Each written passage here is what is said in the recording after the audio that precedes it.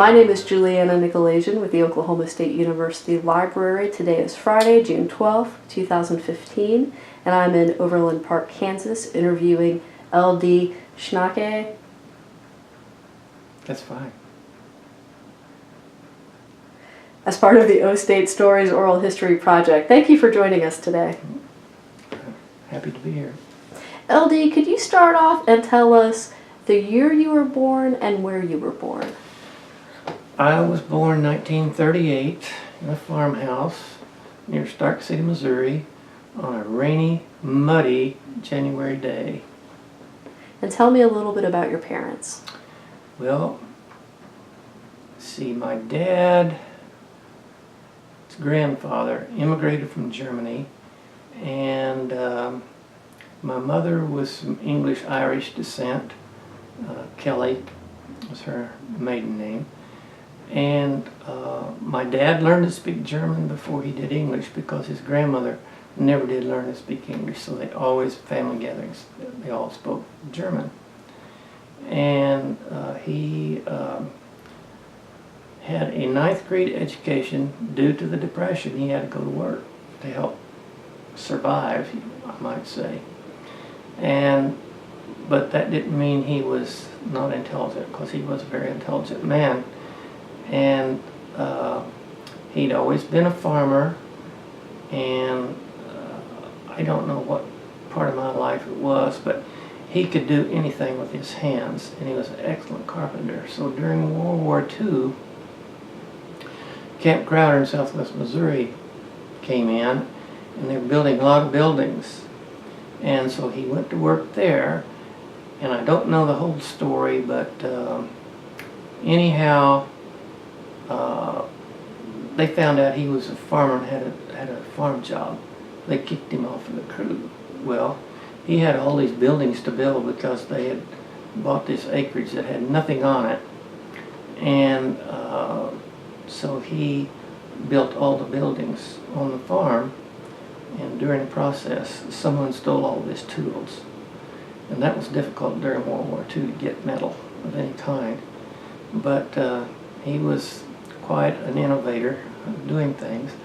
And so I started going on jobs with him when I was 7 years old. And I was 3 years old when he was building the barn, and I told my mother, when I get to be a man, I'm going to have me a little boy, and he can just go get things. Because my dad would say, I need X penny nail, whichever it be. I learned early on what they were, or he needed a certain hammer, or he needed a certain saw. I would go get it and bring it to him. And I got so tired. So anyway, and then on my mother's side of the house, I was the oldest grandson, the third oldest grandchild, as I was on both sides of the house. And my granddad would have taken his head off if he could have gotten it off to give to me. He really did, I say, adore me. And I was a little bitty kid. I mean, I wasn't 4 years old, and he gave me my first pocket knife. And he gave me my first pocket watch, which was one of his that was worn out. But boy, I thought that was really something to have a pocket watch and a knife as a little old kid, and I did. I think I was probably 3 years old, and he had to take an animal to Joplin. I can't remember if it was a hog or if it was a beef animal, to the stockyards. And of course, I guess he wanted me to go with him. And so anyway, I don't know if my folks took me down to my grandparents' house or what, but I went to Joplin with him, and he unloaded his animal. Well, he had to go in and, get his ticket and get his check and everything. I guess I thought it was getting to be quite a long time. And this was a 1935 Ford pickup, and I got on the horn. I just blew that horn. He came out and he never said a word to me. And then on the way home, this was during the noon hour, and I was kind of hungry, and I don't know where he picked them up, but he gave me a Milky Way candy bar, and I never will forget that. It was hot. I had chocolate from ear to ear and all over my hands, And he never said a word about it. I don't know if I got chocolate on his pickup or not, but anyway, that's some of my early childhood. Did you have siblings? I had one sister. She's 22 months older than I. Okay. And tell me a little bit about your mother. My mother was the oldest of 9, and she had 4 sisters and 4 brothers. And I would put it this way, she was my granddad's first son. They had 4 girls, and then they had 4 boys, and then they had the last girl. So she was like 8 years older than her oldest brother. She was sent to the field with a team of horses to work all day when she's 8 years old. And I really think that sort of scarred her life. She had to work so hard, and she always worked so hard. And of course my dad always worked so hard too. They both worked so hard, and my granddad always said there wasn't anything that work wouldn't cure. And they never went to the doctor, you just need to work. And she graduated from high school as valedictorian of the class, and of course she had 2 brothers that did likewise. And she was 16 when she graduated. She went to Drawn's Business College in Springfield, Missouri. And she had to have a contometer.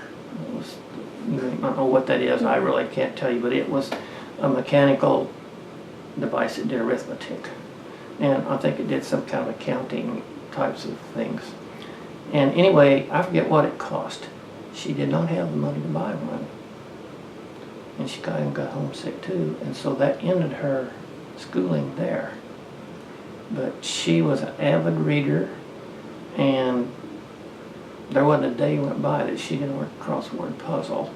She had cancer surgery, sometime when I was living in Manhattan, which was between 71 and 84.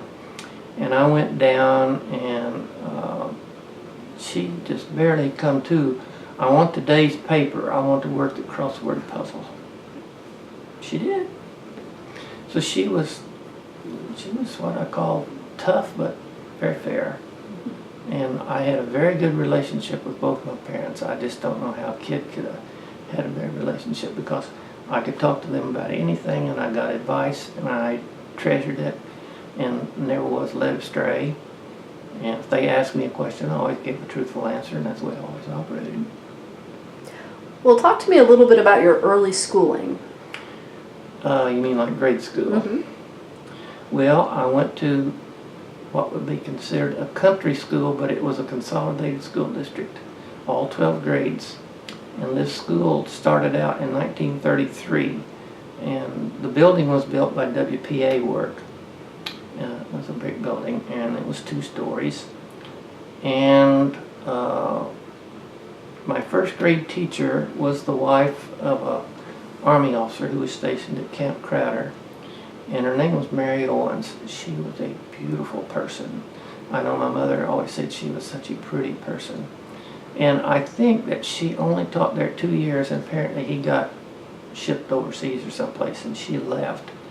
And then in the 2nd grade, I had 7 different teachers, because teachers were hard to come by. And part of the time we'd have a high school junior or a high school senior. And then we had the wife of the local grocer, and they decided they needed her to teach commerce classes upstairs. And then they got the local barber's wife to end out the year, and she was a very good teacher, very, very good teacher, Hazel Arnold. And we had a spelling contest in the county, and that was in the spring of the year. And I never will forget that. My mother bought me a new suit. I never had a commercial pair of clothes before to wear to that spelling contest, and I still have that suit upstairs. And anyway, I went to the spelling contest every year I was in grade school. And I think one year out of those years, I got a red instead of a blue. Red if you missed 1 word or 2 words. And blue was you scored a perfect paper. And I graduated 8th grade, and our teacher, again, they were short of teachers, and he had not completed his bachelor's degree. And he was excellent, excellent teacher. His name was Bob Underwood, and he's now retired. And I was class 8th grade valedictorian, and I never was into sports because I always had problems with strep throat, and I could get sweaty, and as soon as I cooled off, I just got myself a new dose of strep. And but when it came to field sports, running and that kind of thing, we always had our annual little deal. No one could beat me. There was one girl that we were classmates through the 5th grade, and then her dad became principal of Carthage, and she was, we competed on everything. She was really a nice little girl. I don't think either one of us could outrun the other one, but it's good to have someone to really test you, and she could do it. Well, during this time, I know you were helping out your father. Mm-hmm. Did you have a job growing up? You mean as a child? Mm-hmm. Yeah, I had a job. We were on the farm, and we had, early on, we had milk cows, and I started learning to milk when I was 5 years old. And I had a cow to milk at night. I didn't have to go milk in the mornings. But as I got older, yes, I had to milk in the morning and of the night. Of course, it's milk by hand because we didn't have a milker at the time. And we had a breeding flock of hens. And part of my chore was to take corn at night, corn cobs, full ears of corn, and break those ears up and throw them out on the floor for the chickens. And of course, they picked the corn off of the cobs. And these little cockerels at a day old cost $1. That was a lot of money back in those days, in the 40s. And anyway, I'd go up there at night, and this one old rooster, he was so mean. He'd come after me every time, and his old spurs were long. And so anyway, one night I thought, I'll fix you, buddy. And I broke off a piece of that ear of corn. It's about 3 inches long. And here he came, and I let loose, and I threw as hard as I could, and it hit him right in the head. And he just keeled over on the floor. So I ran to the house screaming. I said, oh, I killed one of the roosters. Well, Mother or Daddy went up to the chicken house. He'd gotten up there. He just got kind of cold-cocked or cold-cocked. So then, I don't know what year it was, and I was in grade school, we started growing broilers. And of course, when I got home from school, it was to go take care of the broilers, to make sure that they had feed out and water out.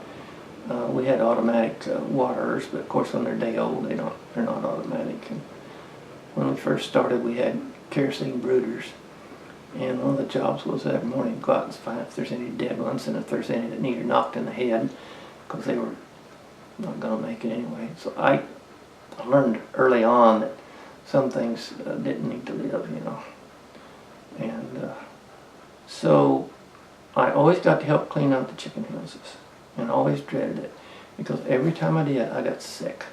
The dust. Mm-hmm. And my dad basically did too. We didn't have respirators back in those days. We just put a bandana around our face and went on. But in high school, at that time, we'd gotten a tractor, and of course I did anything you do with tractor, plowed and got the field ready to plant, and if there's hay to cut. But first time I ever had a team of horses under my rein, I was 7 years old, and my dad was on a job, and there was something had to be done. I don't know if he's working concrete or what. And that alfalfa needed mowed, because we knew that it might rain. Of course, back in those days, you looked in the sky to see if it was going to rain. And so he took me out there, and I was scared to death of these horses, because when I was 2 years old, my mother was kicked by a colt, she came from the side of the barn, and his colt was there, and he didn't know she was coming, and he crushed her liver. And she about died, and so I was always afraid of horses. Well, anyway, here I was 7 years old, and I wasn't tall enough to sit on that mower seat. I could just lean up against the shaft that held that mower seat up there. And my dad said, "Oh, don't worry about the horses." He said, "They'll know when to turn." He said, "They see what's been mowed and what hasn't." He was right. They could turn a perfect square corner and not skip a blade of alfalfa. That was my first experience of working with horses. And of course we raked hay with a silky rake, and just took all the energy I had to trip that thing, you know. Put hay up, loose hay, and all of that. And then when you went to feed the cows, you had to jerk it out of the hay mound. And of course when the winters were real bad, we kept the cows in the barn overnight. So you had to throw down a lot of hay, feed them in the manger. But life, people think it's hard life. Hey, it was wonderful. I mean, I wouldn't trade it for anything. I learned responsibility. And I had things to do, and I was counted on to do it. And like one time, I was in a hurry, and I was far corner of the place, and I had a spring-tooth harrow. I was harrowing this plowed ground, and I knew I was supposed to be at the house to milk. And I looked at the time, and oh my, I just unhooked the tractor, and I drove as fast as I could to get there. And when I got there, my dad said, "Did you take the harrow out of the ground?" I said, "No." He said, "When you get done milking, you can come walk back there and take it out of the ground." And what he meant was, you will remember the next time. It worked. I wasn't mad, but it did work. I never forgot again. Well, you told me a little bit about education through 8th grade. Mm-hmm. What was going on during high school? Well, in high school, I was into everything, to tell the truth. We had high school speech and drama. And of course we always had one-act plays, and I was always in the one-act plays. And we went to contests, and I had an informative speech that I gave once, I can remember quite well. And here you are, you're supposed to be describing something. Well, it was so easy for me because I was in the FFA. And so I took the FFA jacket and held that emblem up that you're corning on the owl and everything, and explained it. And I got the rights to go to state on that. It must have been when I was perhaps a senior, because that's when I got so sick. I missed 6 weeks of school. When I was a senior, I had mumps, and then I got a back set. I had a meningeal effect, and had a fever of 107 and survived it. And anyway, I was into music, and I was into the speech and dramatics, and I was into FFA, and I was the student manager of all the athletic teams. And again, I was FFA officer. I don't know, 2 different offices. I never held the president's office, but anyway, and I didn't make state farmer, and I always felt that was political, you know. It's because I was asked by one of the neighboring school districts, FFA advisor, if I'd be willing to consider being a state FFA officer. Well, you have to be a state farmer before you can be a state officer. Well, I didn't get state farmer. So anyway, I still think there's politics involved, but that's okay. I lived over it, and I was president of my freshman class, I was president of my senior class, and I was valedictorian of my senior class. And when I was a junior, they gave an award. The first time they had given it, and it was called the All Midway Boy and All Midway Girl Award. And I got the All Midway Boy Award, and I really think that's one of the highest honors I ever got in high school. I still have it framed. Unfortunately, I didn't frame it right, and it had a batch of acid cardboard behind it, and the papers all turned yellow on it. But I still have it framed, signed by the superintendent, who who was a good friend. He was a good friend of my family, and let's put it this way. He knew that I worked hard and I was a good student, and so they had a problem. We had a basketball tournament, and somebody stole stuff out of one of the locker rooms. So he asked me if I would be willing to hide behind this door. It was a little old, the seats came down like this, and it was an odd shaped little old hole room where they could put some equipment. And it had a wooden door to it, so they drilled a hole through that door, and of course shaded it out so it would never see. And here I had my eye up there, looking out to see if anybody was in there stealing anything. Well, it happened that the night I was in there, nothing was lost. But anyway, he asked me if I'd do it, and of course I did it. Well, your parents very encouraging when it came to education? My mother particularly, yeah, and her parents. My granddad, on my mother's side, I forget what grade he got through in school, but he never got to graduate from high school. But boy, he really put a lot of emphasis on education. And he had a batch of smart kids too.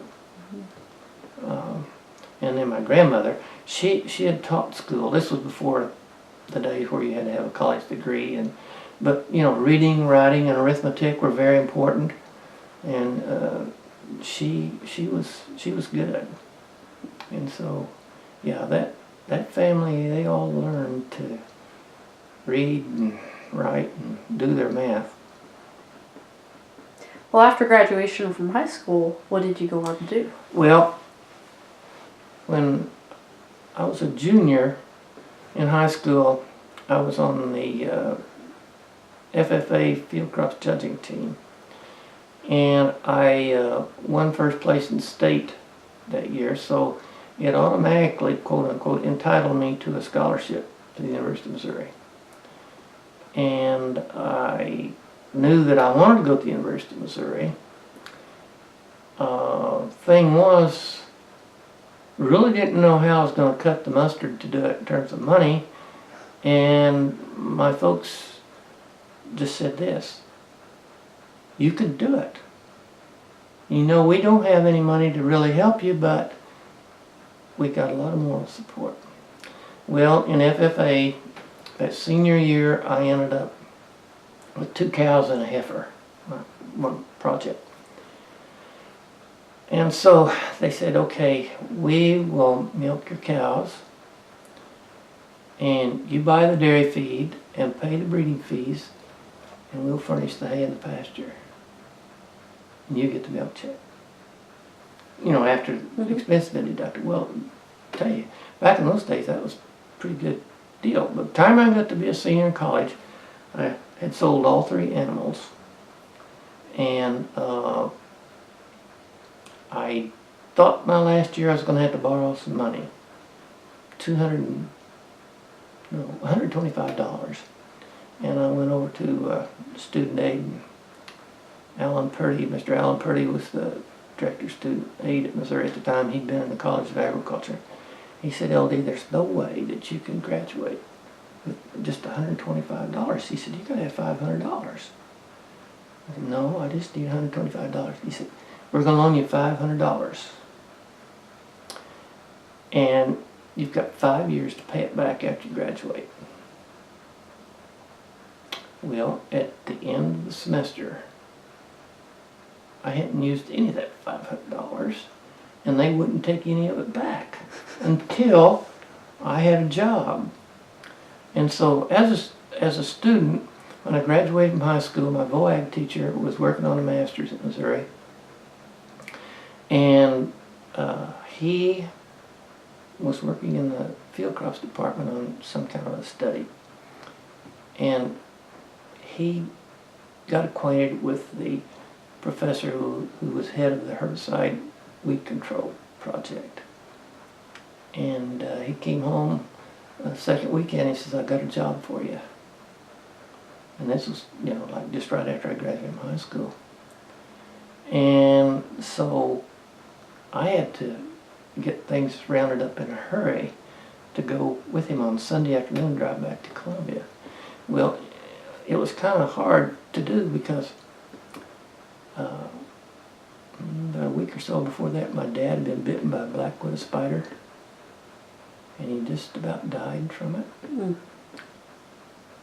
It took 6 people to hold him in bed. Well, here was all the chores and stuff to be done at home. My mother said, "No, you've got to go.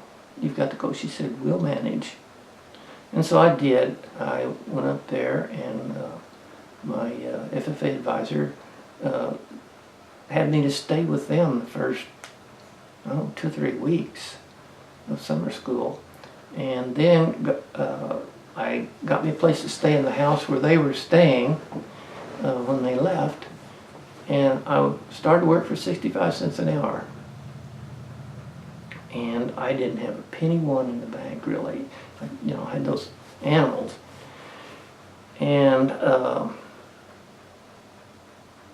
I got pretty homesick that summer. I was up there all by myself. And there was a couple that were in my sister's high school class that lived there, and he was going to school, and they were like family, and they would have me over to eat supper with them, things.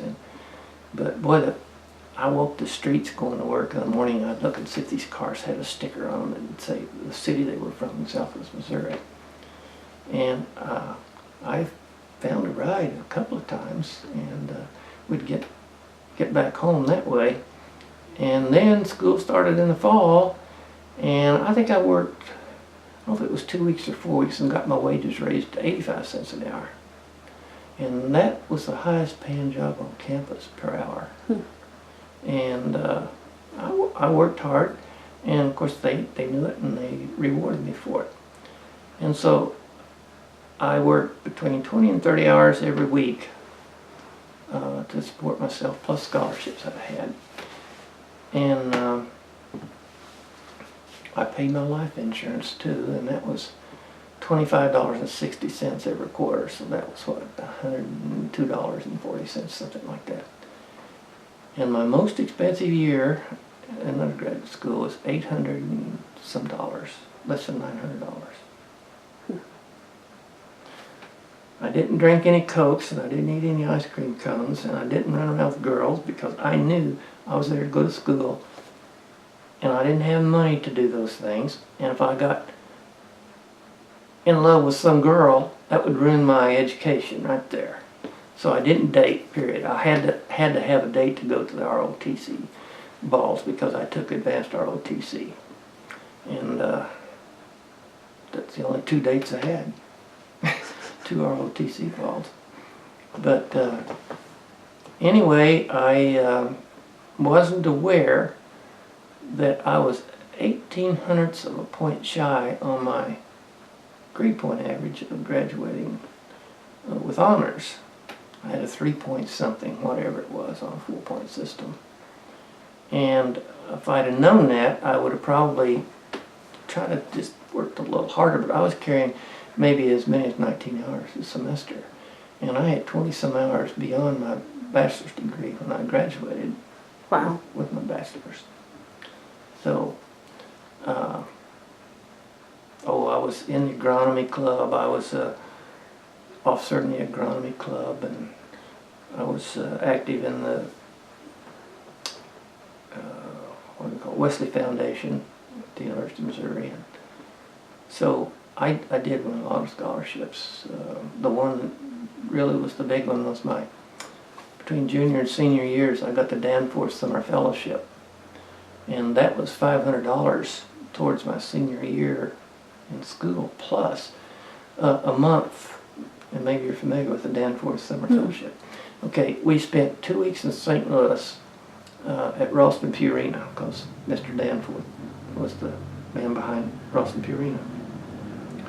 And of course we got to meet a lot of people, took us lots of different places.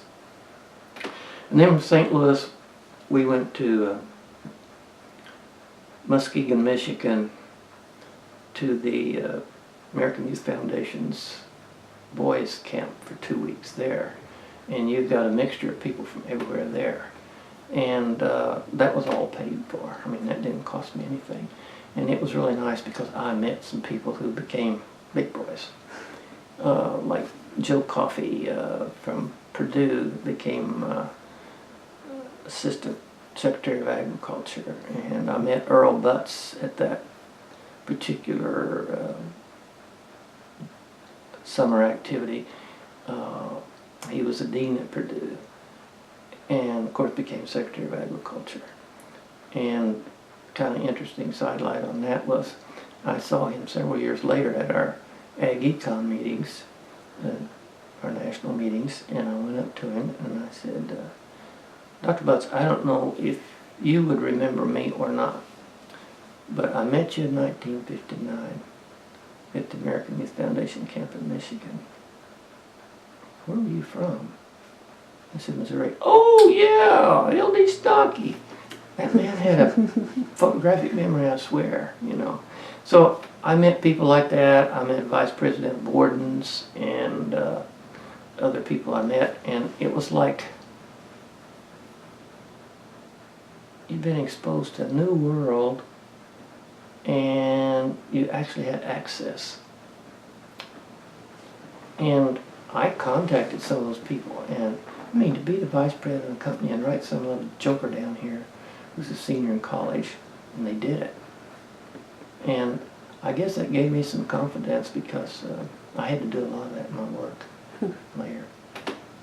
What was your major at? Okay, I had the first scholarship I had that was outside of this first scholarship I was telling you about that I got when I was a junior in high school, was I could get a scholarship in poultry science. So I was poultry major, but really I was general ag, taking all the biological sciences I could take. And the chairman of the poultry department was my advisor. Very, very good man, Dr. Ernest Funk. And he pushed me. First semester, he had me taking geology. I hadn't had any chemistry courses or anything. He said, oh no, he said, you can do it. I know you can do it. I want you to take it. Well, I did. Made a B in it. I wasn't dissatisfied with that. And so he always just, you know, pushed me. And I took 2 courses in physics, which most ag students didn't take, physics period. I took all the chemistry I could take, and I took a course at that time they called it bacteriology, which now I think they probably call microbiology, and zoology and botany and all those things. And yet to this day, I use that payoff, big payoff. I got an education that most ag economists didn't have because they were going straight ag econ. Mm-hmm. And I was always amused that they were so narrow. They really, in my opinion, were too narrow. And it did help me in my research a lot because I understood a lot of these processes that these people didn't. What year did you graduate from Missouri? 1960. Okay. And did you know you wanted to go on for a master's degree? Mm-hmm. And how did you end up coming to Oklahoma State? Well, it's a long story. I went through advanced ROTC, and so I got a commission as a lieutenant, U.S. Army, and at that time the University of Missouri was what they called a branch school, artillery. So we learned everything in artillery in our advanced ROTC. And so when we were getting our commission, we were asked to list our priorities of which part of the Army we'd like to be in. So I put artillery because that's where my training had been. And so I don't know how long it was after I graduated, I got my orders to report to Fort Sill on January the 21st of 1961. And that was the day after my birthday. And so I went to the officers' basic course at all the TC commissioned officers had to go through. And it was just kind of boring in a way because it was a rerun of what I'd had 2 years. But just before I went in the Army, it was between Christmas and reporting date, I got mononucleosis. Mm. And I was sick, really sick.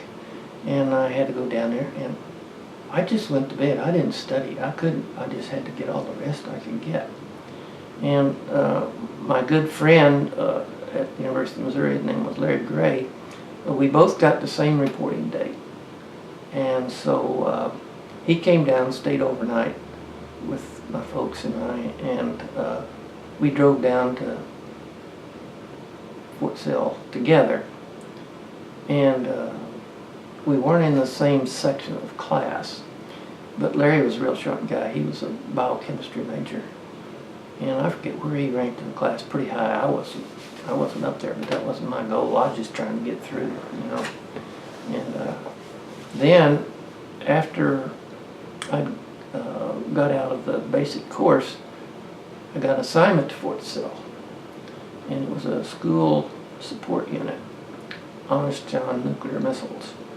And so I got additional training in nuclear warheads and stuff, and I guess you would say I complained every day I was in the Army, but it was a good experience and I enjoyed it. And I learned a lot, and they tried to get me to stay in, put me on the advanced list for promotion and all this thing, and I said, no, I'm in for 2 years, and that's it. And so I was going to go back to the University of Missouri, and I was going to major in food science. Well, I get out of the Army January the 22nd of '63. My dad had 3 major surgeries that year. Well, I had to stay at home and take care of things on the farm. And Dr. Funk had told me before I left university, he said, now when you get ready to come back to graduate school, you can work on anything you want. You know, being a fair-haired boy is not the greatest place to be. So I get up there that fall, and the major professor I was going to have had 7 new master's candidates, and he had 2 working on PhDs. And so I was told what I was to do. I was going to have to make direct microscopic counts to determine the bactericidal effects of a certain egg protein on bacteria. And I stated I can't do direct microscopic counts because of my eyes. So the man on my committee, who'd done a lot of work at Purdue, said, no, you don't need to do direct microscopic counts. We can do this with color analysis, and there's no statistical difference in the outcomes. I said, that's great. So, boy, I had my proposal all written up, you know, and everything, and here's the day I'm giving it before all the faculty of the department and the whole committee and all the graduate students. And right in the middle of my presentation, the major professor said, it stinks, and I don't want to hear any more of it. Well, I knew what that meant. I was out of there. I mean, he wasn't going to accept anything I proposed. And at the end of the semester, 6 of us resigned. Several years later, when I was stationed at Manhattan with ERS, I talked to this fellow who was on the staff at K-State who'd done his PhD under Doc. I said, what was going on with him back there? Oh, he said, you didn't know? I said, I just know he couldn't have gotten along with the devil. He said, well, remember he had those 3 little stair-step girls, pretty old blonde-headed girls. Yeah.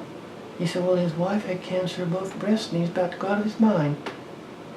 I said, yeah, I don't understand. He was about out of his mind. So he asked me, he said, can you tell me what's wrong? You know, the fact that I was resigned.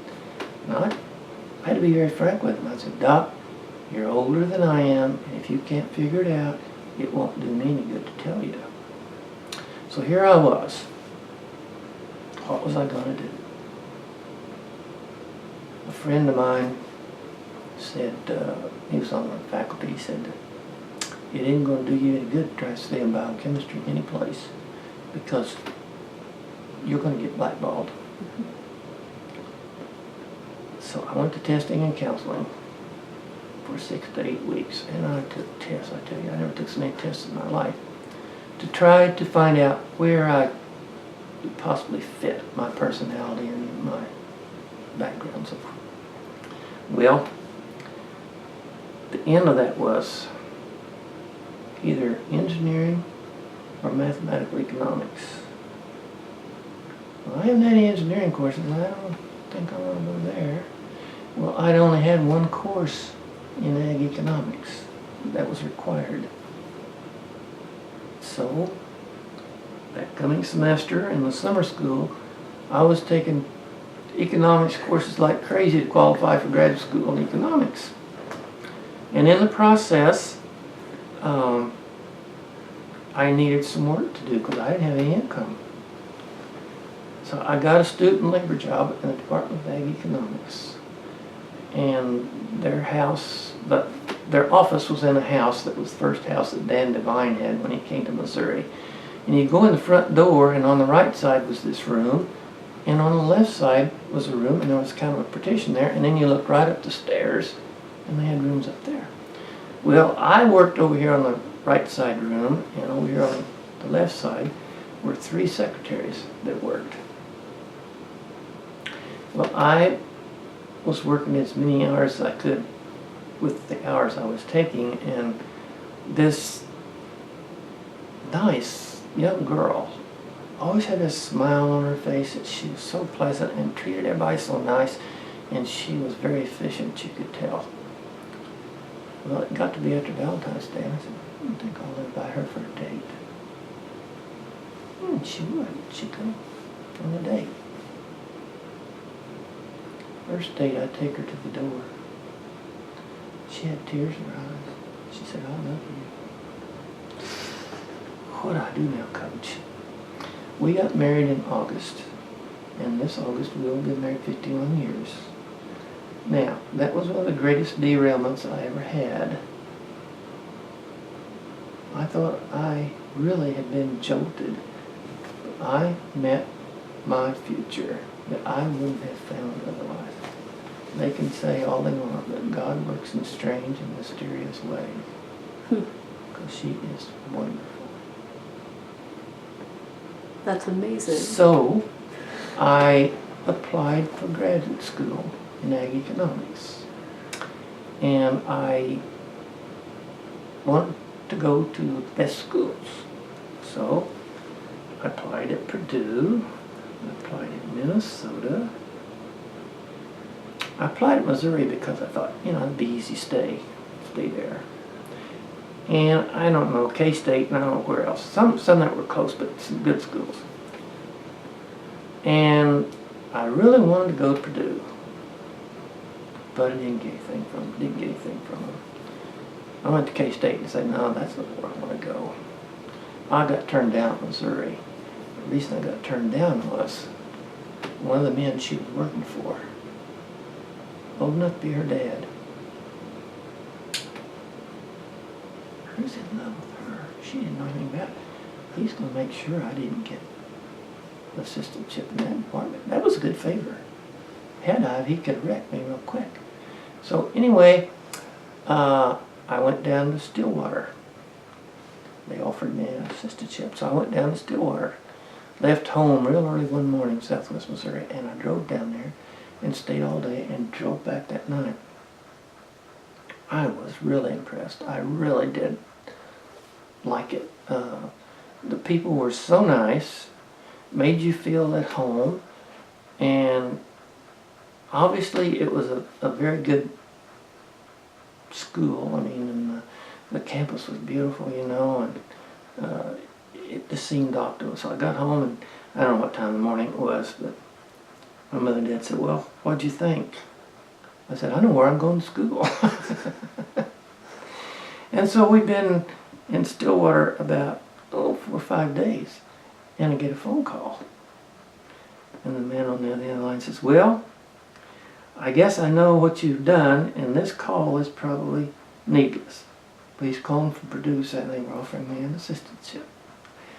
I was very glad to be at Oklahoma State, and I'm very glad that I stayed there, and that I went ahead and got my PhD there too. So, it was a wonderful experience. We loved Stillwater, and we loved our church, and lots of good friends, you know, in graduate school. And our Sunday school class basically was made up of Ag Econ people. I tell you, we had a big Sunday school class, and every one of them, boy, new graduate student called, hey, you going to church? Well, come go with us. So when we were getting ready to leave down there, I said, well, you can't leave until you get a replacement. Well, we got replacements. We got 2 people, new graduate students in Ag Econ. When you moved to Stillwater, where did you live? Well, that's a good story too. One night I was taking Barbara home from work, and she needed to stop by the grocery store, and it was a Safeway store, if I recall, on Columbia. And we were walking out of the parking lot of the store, and here comes this fellow who was a graduate student in Ag Econ. He said, hey, guess what? Here's what the 2 of you need. Well, what's that? He had this piece of paper, 8.5 by 11, advertising. He said, this trailer is where I live, and it's for sale. He said, this lady and her husband got a divorce, and they had this trailer down on the Lake of the Ozarks. And so I think the lady ended up with the trailer. She wanted to get rid of it. She moved it to Columbia, and she rented it that year. It was like 2 or 3 years old, like brand new, Detroiter, one of the best trailers made at that time. And I said, what does she want for it? And he said, what was it? He said, I think you can get it for $3,500. It cost almost $8,000 new. I said, can you hold that paper? I said, I want to call my dad. So took Barbara home, and I called my dad, and I said, look, here's this trailer. It's available for $3,500. Is there any way you can float me on that? He said, I'll go to the bank tomorrow. See? So he had to put on there 7 registered Jersey cows, and I don't know what else, as collateral. And he got me a loan. And we got that trailer. We moved it from Columbia to Stillwater, and we lived in Berry Trailer Park.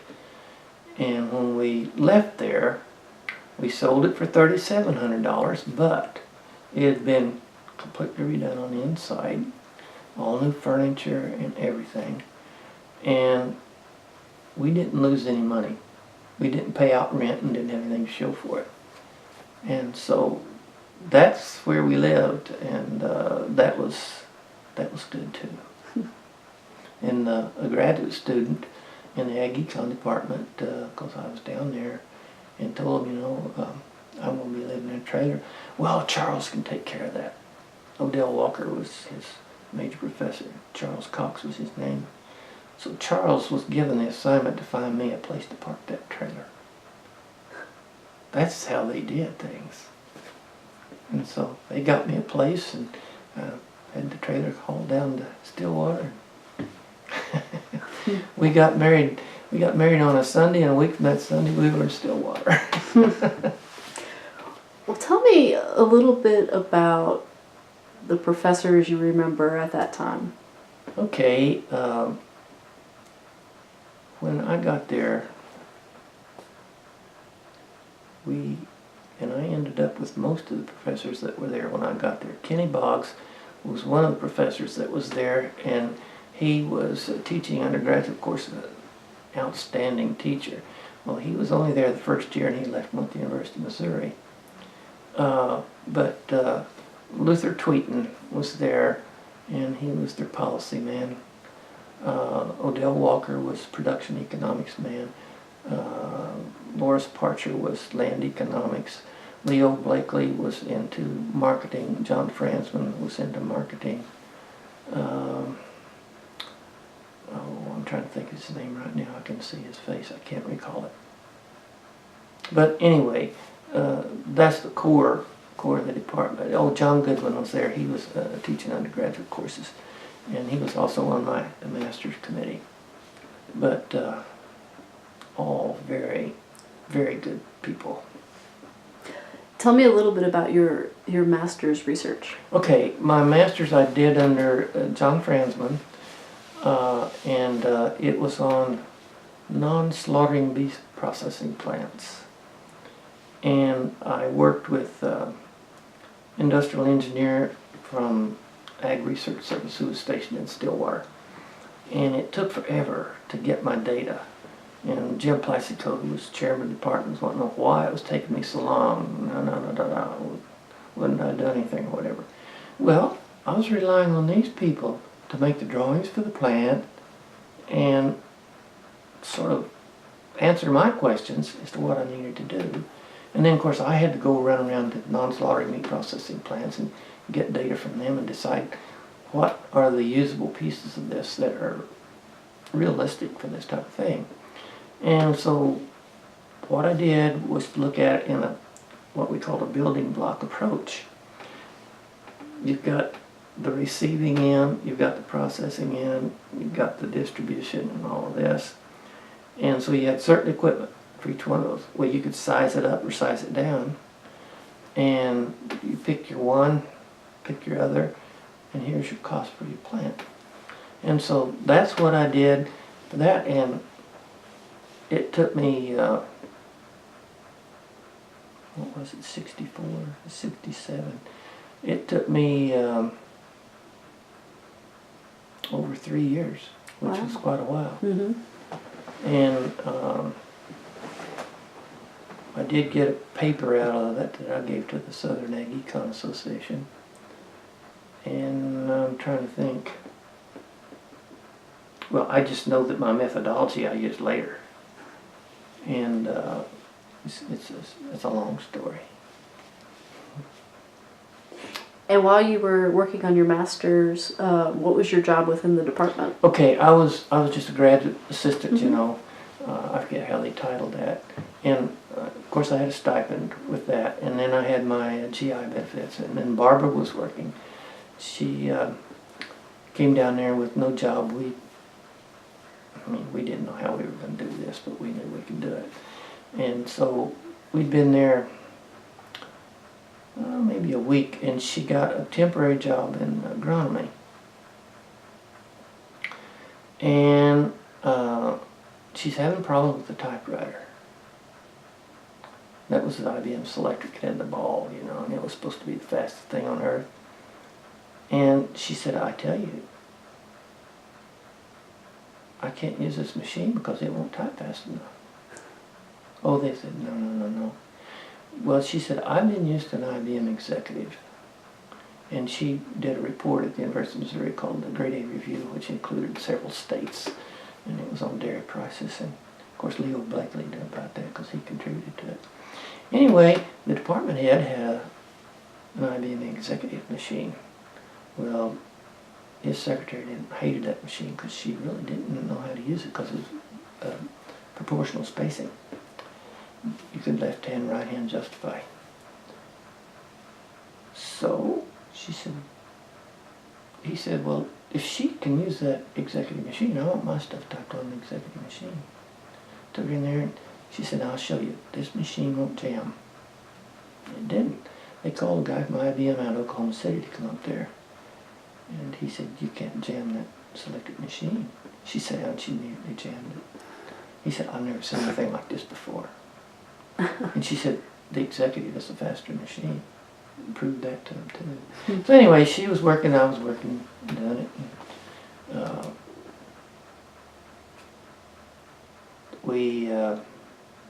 what should you say? We knew that 10% came off the top for church, gross. And we saved money. And by the time I finished the PhD, I owed no money on that trailer, and we had savings. And we sold the trailer and took our savings and had a down payment on our house in Manhattan, Kansas. Well, before we get to Manhattan, tell me about your PhD research. Okay, that's another story too. Jim Martin was on the staff, and I forgot to mention him.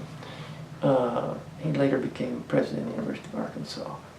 He was really a sharp guy. He played basketball at Auburn. And he wasn't there too long, and anyway, when I was starting on my PhD, he was going to be my major professor. And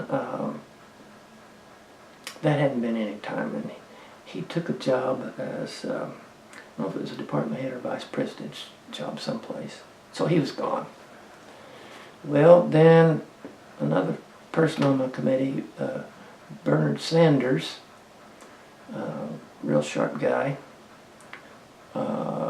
He was a marketing guy. He was there about 6 months, and he left to become vice president of Farmland Industries. Well, by that time, what do we do now? Nobody knew the type of stuff I was doing. So I asked John Fransman if he would be willing to take me on again. He was on the committee.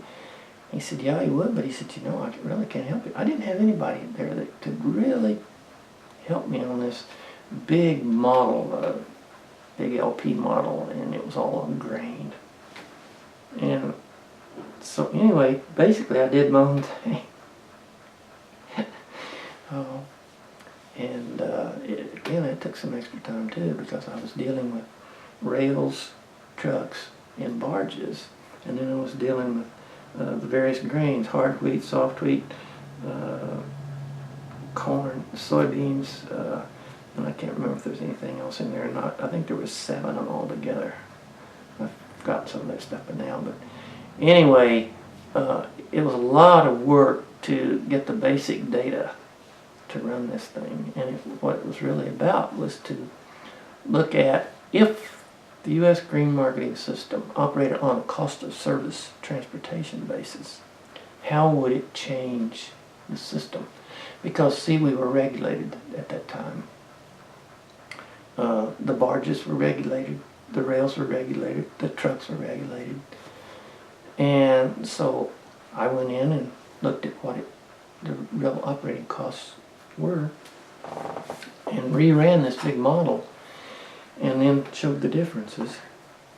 And there were substantial differences, particularly when you freed up barges and freed up rails. And so that's why I spent a lot of time in the library, was getting these government documents that had that information there. The Interstate Commerce Commission, which regulated the barges and the rails. Well, trucks too, you know, and now we don't have an Interstate Commerce Commission to regulate them. Well, let's talk a little bit about your experiences within the library. Well, since I had to rely so heavily on government documents, there's no way I could collect them. There had to be a library source someplace. And the Edmon Low Library was one of, I can't remember how many repositories for U.S. government documents, but there weren't that many. But they got all the government documents that were published. They were at Oklahoma State, which that was a blessing. And here, we didn't have computers to guide you on this. You always went to the racks and you looked and you looked and you looked and you looked inside the volumes you pulled. And so I spent uncountable hours in the library digging, but not all by myself, because Mrs. Howland was the documents librarian, and she was fantastic. I mean, wonderful, wonderful librarian. She was so kind. Anytime I ever asked her a question, she'd drop whatever it was doing and she'd go say, well, I think it's over here, and I think you'll find it in this volume.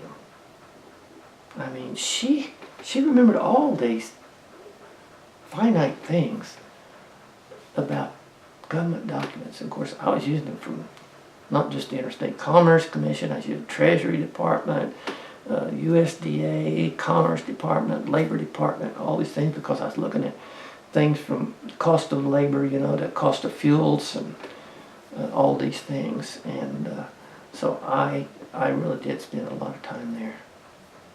And it was a very good experience. To not had the library help I had, I don't know what I would have done. It would have taken a lot longer. And I can only imagine how much less time it would take today when you got all this stuff digitized and you just go, and yeah, there it is. Mm-hmm. Print right on your screen. And just to think, word processing, I didn't know what word processing was back then. All had to be hand typed. And then if you made an error, I had these huge tables, matrix tables, and they all had to be photographed and reduced. And that cost a lot of money to get those things done. And then to get to Manhattan, Kansas after I'd finished up. And my dissertation hadn't cleared yet. And so I had a friend down there who was getting it finally typed and all this. And then I get the copy back up there and I'm reading one of my tables. And it shows more wheat being shipped out of northern Nebraska than southern Nebraska to the same destination. And I say, how comes? That's not possible. It was possible because I had punched the card wrong. Mm.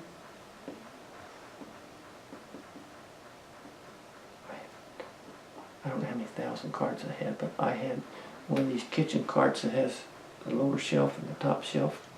I loaded it up with boxes of cards, all you could get on there, and I think there were 3 high on top. And I'd run from Ag Hall South over to the computer center down the sidewalk to run that program. And when my name come up on the screen that my job was going on, you never heard such language in your life. People, oh, they cussed. He got the whole computer tied up for 3 hours. Yeah, that's right. How big was the computer back then? You know, I can't remember what it was. Is it IBM? I don't know, 360 makes sense or not. But just to think that now you got something sitting on your desk that's got more capacity than that, you know, and faster. Mm-hmm. And here's this great big thing with all that cooling capacity and all that, you know. We had to use punch cards, you know, for entry, and I hand punched them with a gang punch over there. Kids these days don't even know what a punch card looks like, and I've got a batch of them just to keep so people know what they look like. Yeah. Well, as you were finishing up at OSU, what did you hope was going to be your next step? Well, see, before I had got my master's, I had gone to the AAE meetings back in Maryland, knowing that the Fibers and Grains branch of the Marketing Economics Division of USDA was wanting another marketing person stationed in Stillwater. So I went back there to talk to him and interview, and so he said, yeah, I'll just watch the Federal Register and we'll pick you off. So I think it was February of '67. I think that's right. When I was picked off the register and I went to work for the Marketing Economics Division of USDA. And my work was the work I was doing on my dissertation. So I had a job, and I was a, I would say full-time, part-time employee anyway. I had all the benefits of a full-time employee while I was working. I just didn't get 40 hours a week pay, and pay was according to how many hours I was taking. So then, before I graduated, I was given the opportunity to either go to Washington, D.C. or to Manhattan, Kansas. Well, I didn't have to go to Manhattan, Kansas to decide I wasn't going to Washington, D.C. I just did not want to get in that rat race up there. So I did. I moved to Manhattan in June of '71 and had a marketing economics division, grain marketing position there. And I might say I made a mistake because I felt that since I had been working for USDA that I owed them some time, but really I didn't because I'd been giving them the time. But Texas A&M was looking for a transportation man in the Department of Ag Economics down there. And there were 5 people in that selection committee, and I knew 4 of them. And they wanted me to come down and interview. I didn't go. Don't make that mistake, because they figured they had me. You know, yes, they figured they had me, so they weren't going to worry about me. And so, but I stayed with them. In '83, they gave us the opportunity again, our division, to move to Washington, D.C., the whole field division. I think there were 130 of us. Wow. They got 3 of them into D.C., and I wasn't one of the 3. But I knew that I wasn't going, but I had to find another job. And of course, I've been in research all these years, and I really enjoyed the work I did. And jobs really weren't available. And I interviewed for a job down in Arkansas, and I was highly qualified for it, but they weren't prepared to pay me. They wanted a seasoned economist. They wanted to start him out at ground level pay, and we hadn't even discussed it because the committee chair called me. Or he didn't call him. I finally called to, I'm telling you to know. He said, I'm too embarrassed to call you. He said, they want to hire you, or want me to tell you that they'll give you this salary. And he said, I'm not going to even ask you. So he said, we're going to start this thing over. He said, if they want a seasoned person, they're going to have to pay for it. Mm-hmm. So that was out, and that was good too, because that's not the climate I really liked. And then I saw, came up on the Federal Register that they had a job with the Federal Crop Insurance Corporation here in Kansas City. And I called about it. Well, they were going to have one of their people in Manhattan the next week. And but I talked to him, and so I did. And he really couldn't give me the answers I wanted. And I said, well, who's your boss? He told me it was. I said, well, I would like to talk to him. And so he gave me his name and phone number, and I called him. He said, well, why don't you come and let's talk? Well, I was not very smart. I didn't know that I could change jobs within the agency, take a downgrade, but didn't have to take a cut in salary. Mm-hmm.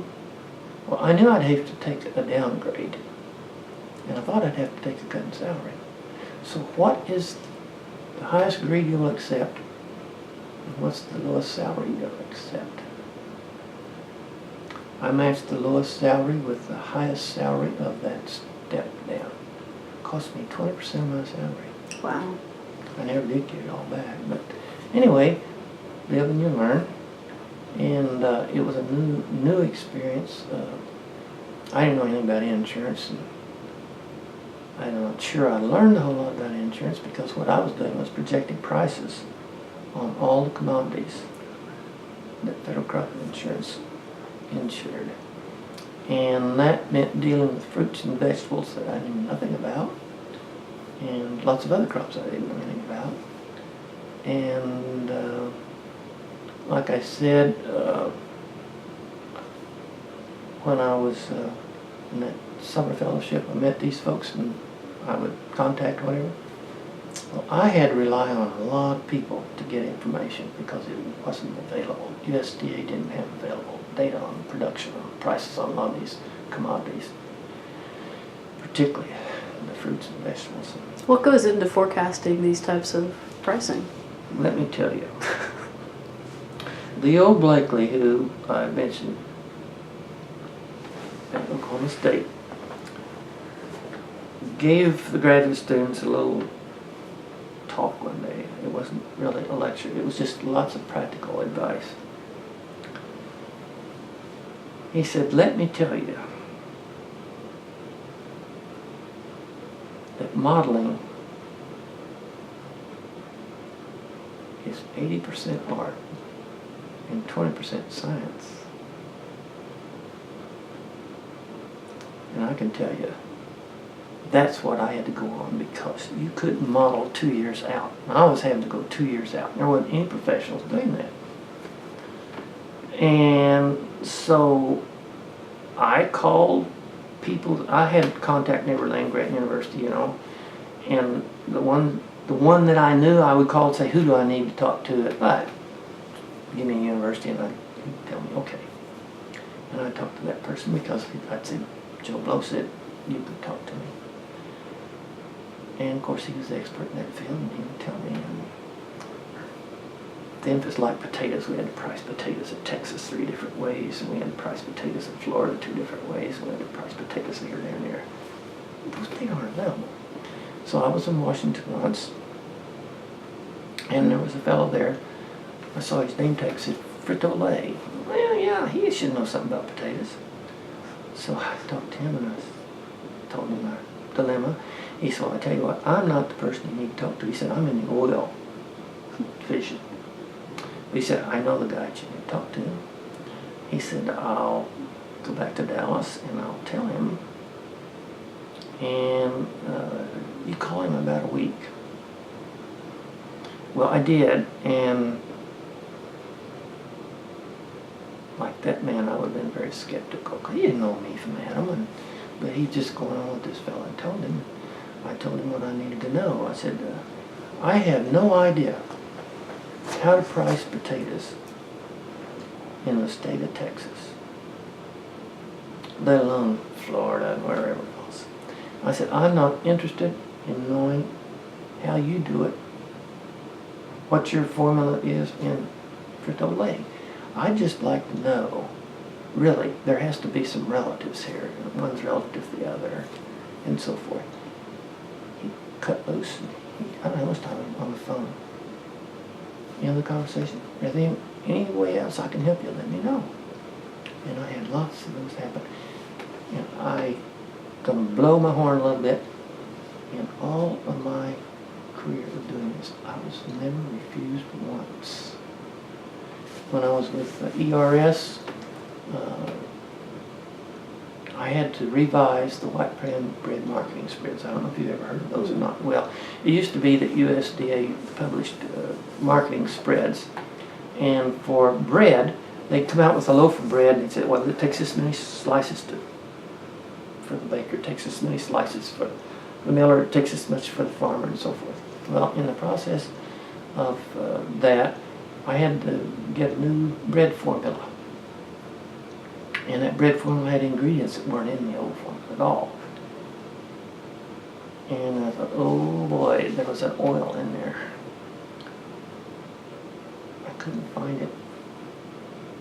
And one day I saw it in the Wall Street Journal, very fine print. I called Wall Street Journal, found out who the person was that was putting that out, and I talked to him and I said, you know, I have that oil in this formula and I don't have any price for it. Can you furnish me that price on a regular basis? He said, I want to tell you what, it's really thin. I said, well, thin is better than nothing. He said, I will furnish you that price if you will not indicate where it came from. I said, I have no problem with that. I've got a lot of stuff I don't reveal the source on. That's how I got my oil price. And it never was published where it came from. And anybody ever asked me the question, I said, that's confidential information, and I can't reveal it. And that's true, you know. I never did deny anybody the confidentiality that I promised, and that was one of my problems with federal crop insurance. Mm-hmm. Because I had a lot of confidential information, and the head of the agency was a strict politician, and he thought that I should support anything that he said with numbers. That's not what I was taught to do, and it wasn't ethical either. And he asked me if I was asking him to do something unethical or against the law is the way he said it. And I said, I did not use those words. Those words are yours. If I'd have said yes, he would have fired me right there. And I could not. I just could not reveal it because he may slip it. And so I would also cause some people some heartaches. And I just ate it, you know. Mm-hmm. He took it out on me, but that's fine. I'm proud of what I did. You had a lot of challenges in that position. You know, I really did. Along these same lines of the prices on certain things, this guy went to the secretary of the crop reporting board. His name was Jim Donald, a real nice guy. I knew him. And he said, well, I would like some prices for fruits and vegetables. This is about how smart he was, you know, I mean, just arrogant. And Jim Donald turned to him and he said, you know what?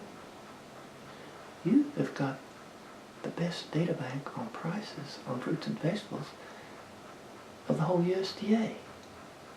Nobody else has the data that you have. You have? He said, L.D. Schnake in Kansas City has it. See, he was trying to get it. Because I had to literally be my own data collector. Mm-hmm. And I don't know how I did all I did. I look back on it now and I wonder how I did it, but I did it. I had some good help eventually. When I first started, it was all by myself. Mm-hmm.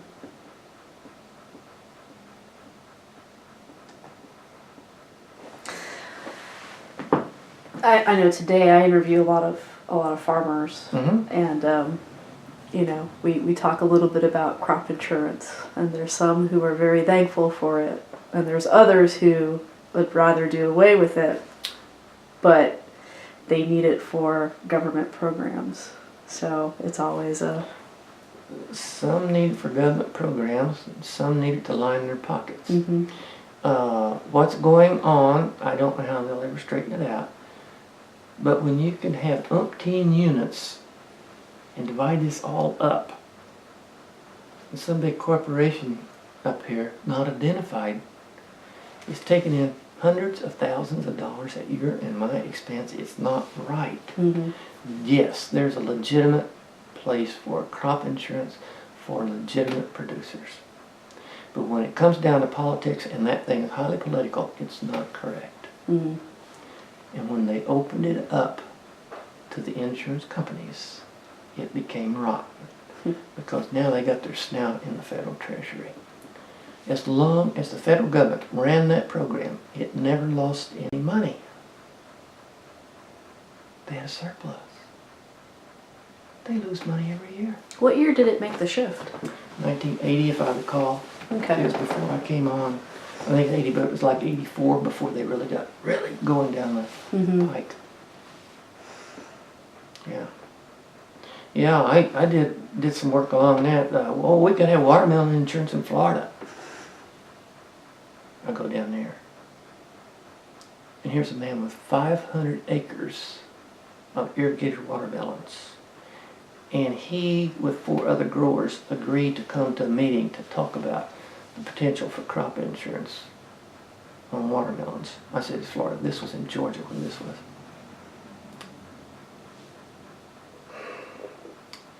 I can just see his face now. Warren Childers was his name. He said,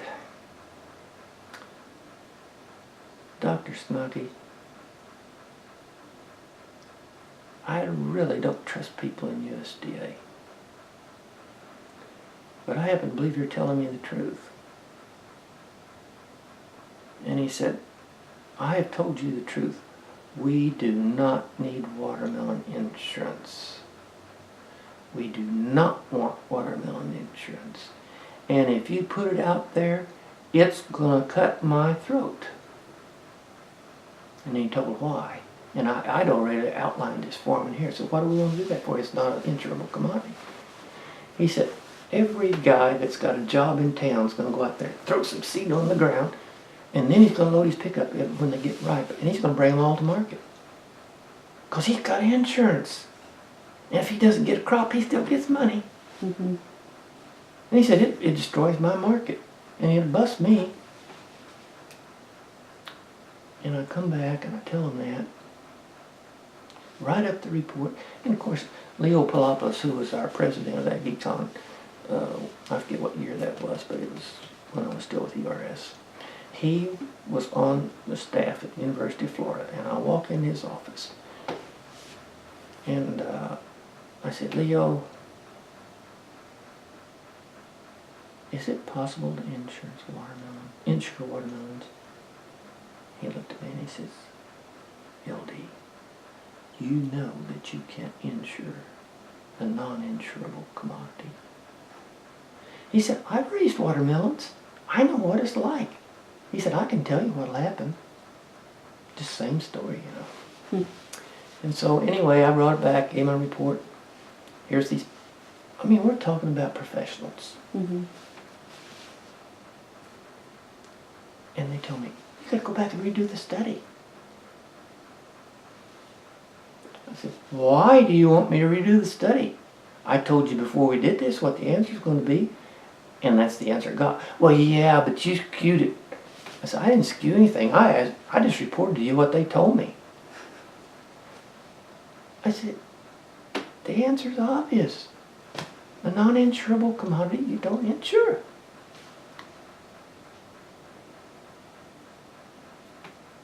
When I retired, they waited till I retired.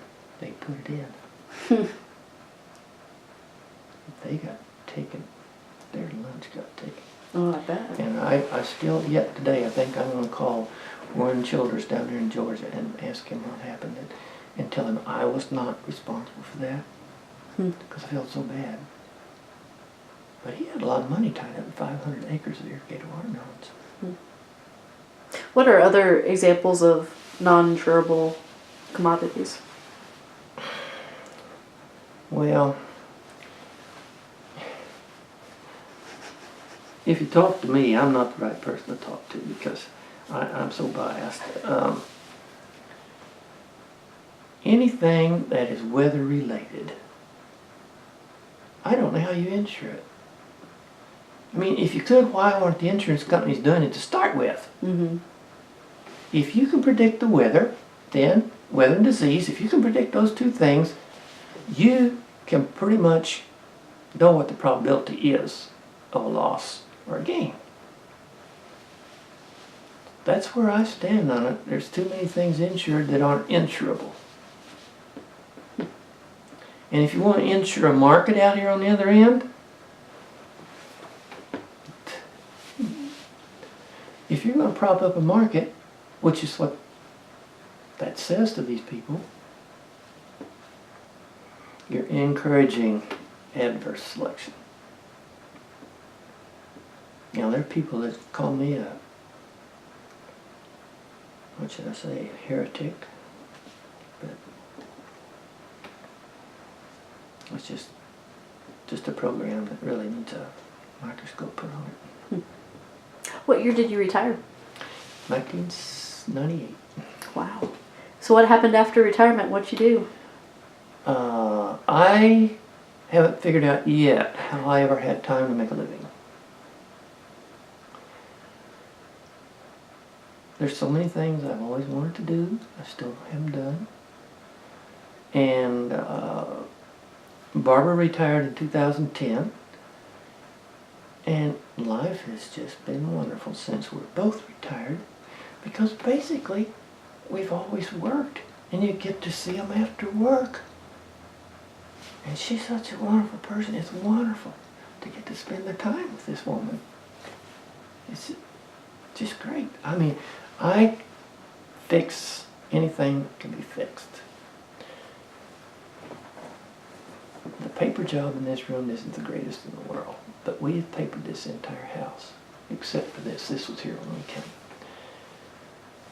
If you look at those steps, you see what a mess that is right now. I painted that the night before I went to the hospital. That's just primed. And I've got stuff like that all over the house going on.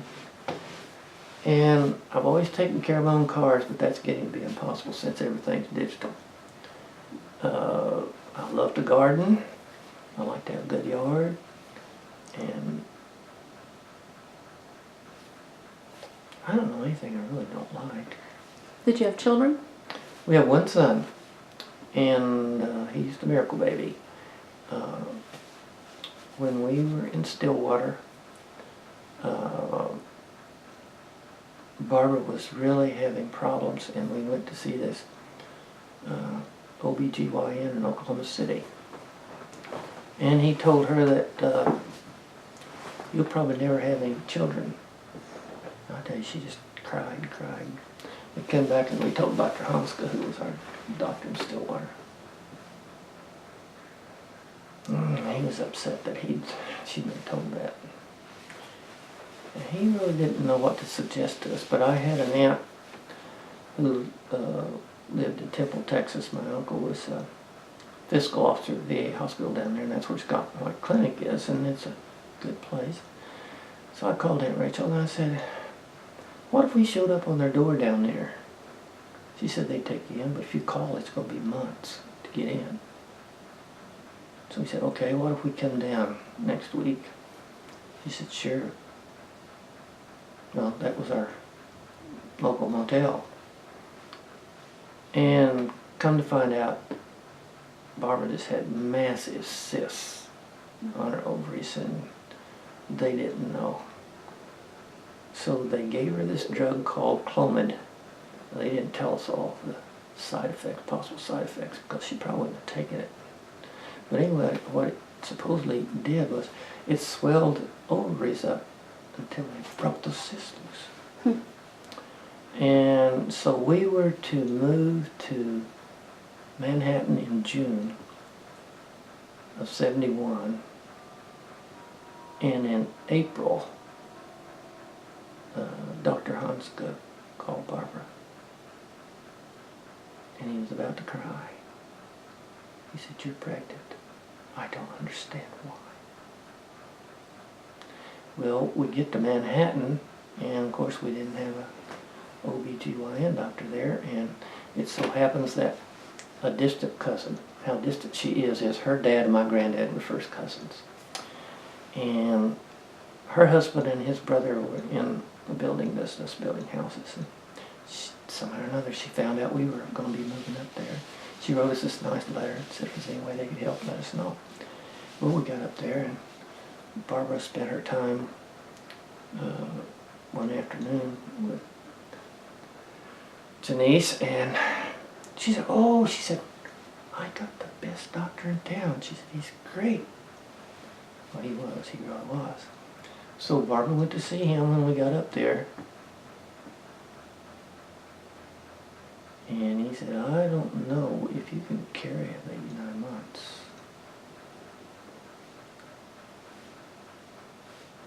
The baby was already in the birth canal. Wow. He said, you've got to walk, and you've got to walk a lot every day. And she did. And she carried him full 9 months. And we never could have any more. And come to find out is we had an RH factor we didn't know about. And so she probably had many, many miscarriages. And so, and she delivered that baby with nothing. She's tough. And he is a wonderful, wonderful person. He's going to seminary and working full time, got 2 boys, and I don't know how he does it all. But we're really proud of him. Well, I know you went to Missouri, and of course you spent some time at OSU. How did attending OSU and earning your degrees there impact your life?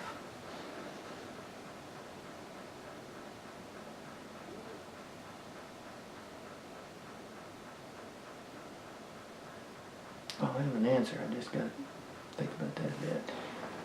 I would say this.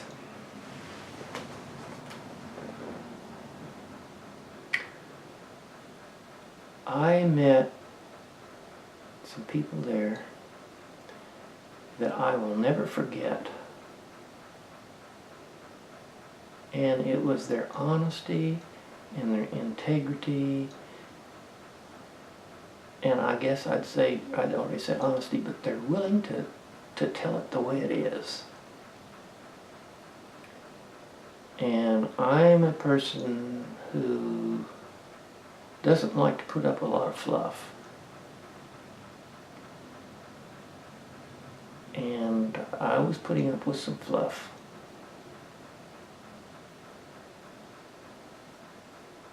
And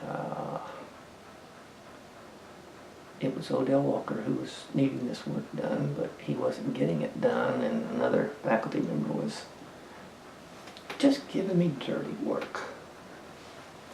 And I just said quite plainly, if this is the way it's going to be to get a master's degree here, I'm out of here, because I'm not putting up with this kind of junk. Boy, that stopped immediately. And I got a major professor assigned immediately.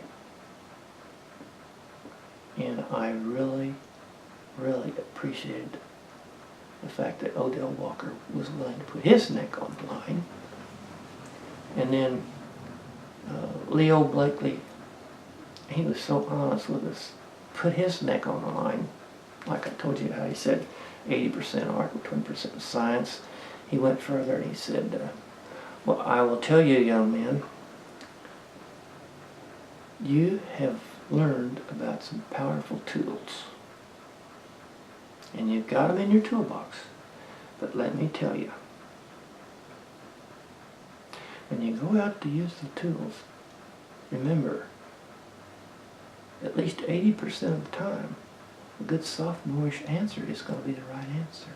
You don't need to use those high-powered tools on a simple problem. And a lot of people wouldn't have been willing to do that. And he was. And there were some problems with some graduate students, their personal lives. And he was the one. I don't know if he took it on his own. I suspect he did.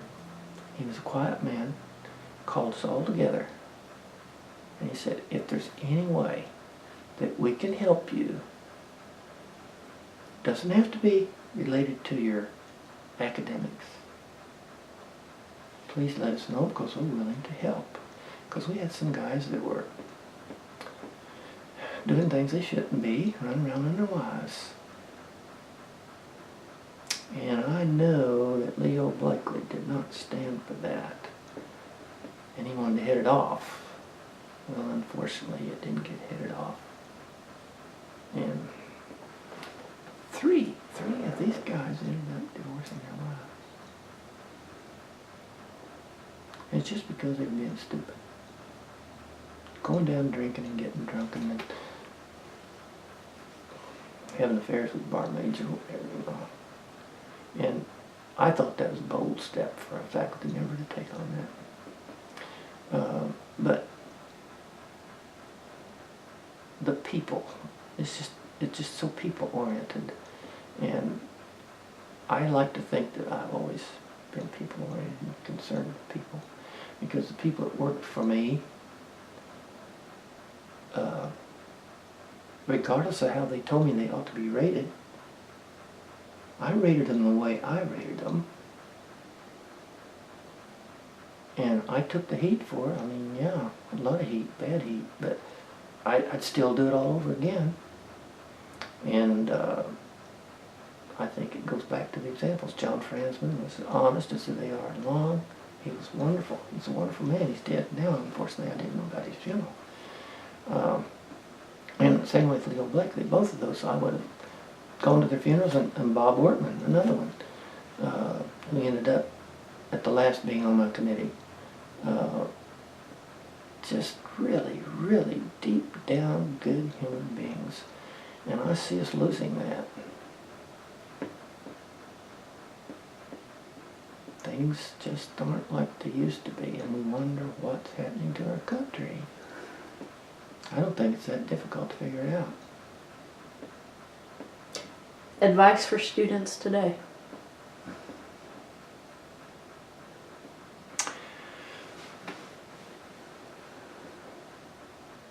If you know what you want to do,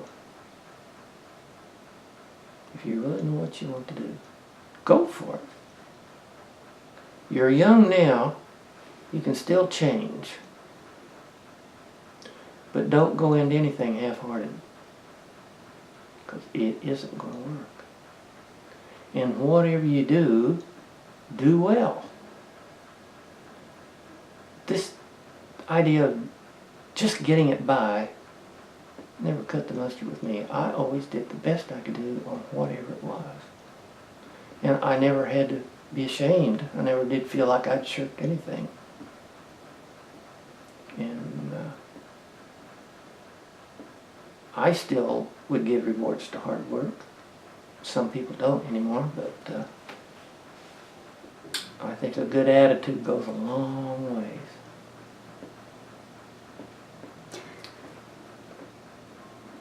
Anything else you want to add before we close on out?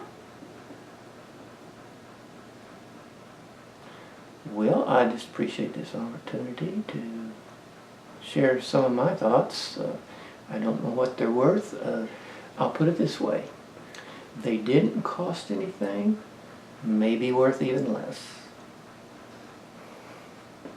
Well, that's a pretty good way to end. LD, thank you for your time today. Well, I really appreciate it, and it was very nice meeting you. Thank you.